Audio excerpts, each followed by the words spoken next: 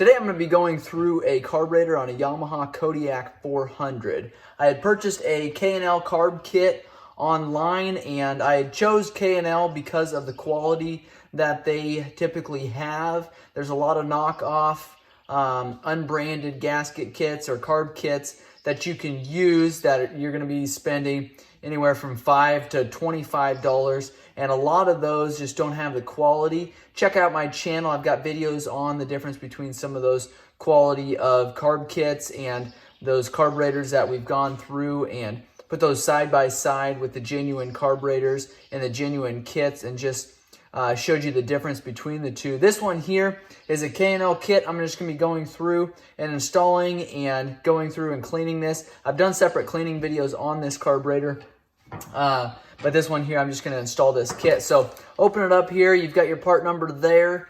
Shows you where it's produced there. It's a Ziploc bag, so which is very nice, because if there's parts in here that you don't need or you don't use, you can actually take and Ziploc them back up and reuse them at a different time. For instance, there's a lot of these Phillips screws that we're not going to use because these are in good condition. I can go ahead and throw those back in the Ziploc bag there and reuse these later. So I'm going to actually set these aside. The main thing that we need right now, and the main thing that a lot of times you need when you purchase a carb kit, is this needle valve here along with this gasket. So I've got this carburetor here that's ready to be taken apart. You've got 4 Phillips screws on the bottom here. You can go ahead and remove these screws. Keep in mind which one your idle screw or idle adjust knob is at. It's a little bit longer screw. And pull those off of there. And it's got a washer on that one as well. You can pull the cap off there. There is your pilot jet is down in here. You've got your main jet. You've got your secondary main. Here is your float and your needles underneath of there. And your needle valve seat is underneath of there as well. So we're going to loosen up that Phillips. We're going to take and push that pin out. And you don't have to pull that Phillips all the way out if you don't want, but take and remove that. You can see that needle valve there. It's got some grooving on there, not completely uncommon, especially after some time. Our main concern here, our main issue here, is that this valve here is actually squared off. That happens a lot of times after a lot of use, and nothing you did wrong, nothing you can do about it. That just happens over time. So go ahead and remove this Phillips screw that holds that valve in there. That's a very, very small screw, so just set that aside. Be careful with that. Now what I do is take small pliers then, and you can actually just pull this out and pull it out just like that, and that is your needle valve there, or your needle seat there. People call it different things. Take and make sure that that's cleaned out really good. Your new one should come with an O-ring. If it doesn't, make sure you reuse that. If you order a K&L kit, it will come with an O-ring.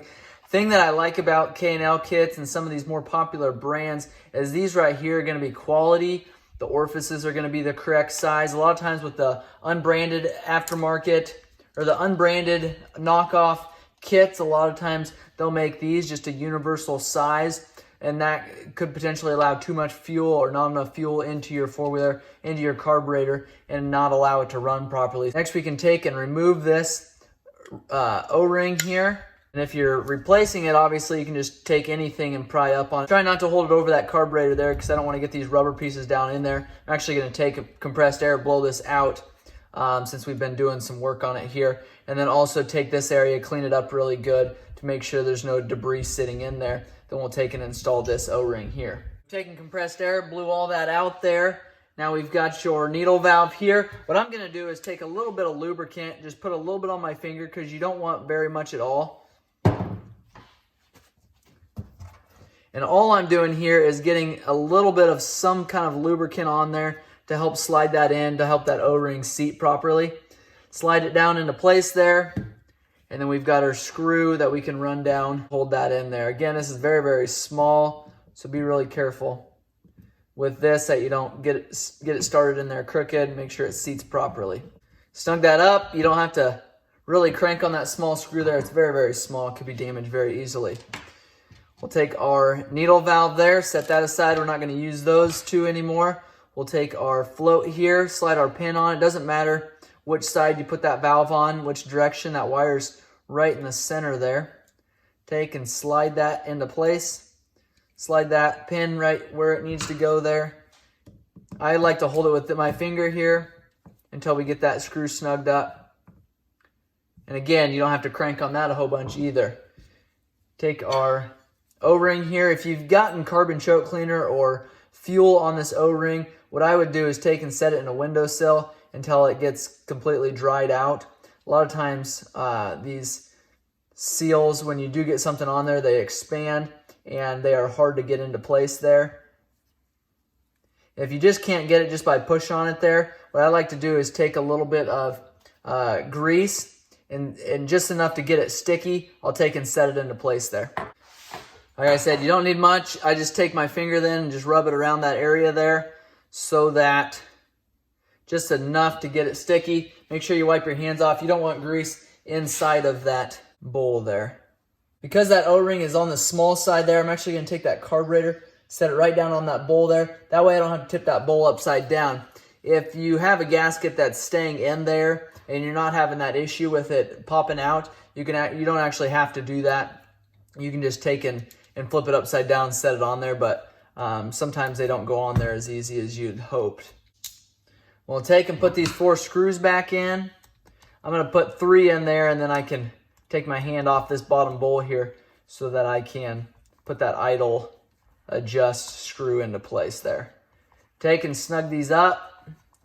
If you want, you can test it before you actually put it on the four-wheeler to make sure it's shutting that fuel off, make sure that float is functioning properly, that needle and seat is working properly before you actually put it on the four-wheeler there. Washer, then that mounting bracket, and run that screw through there.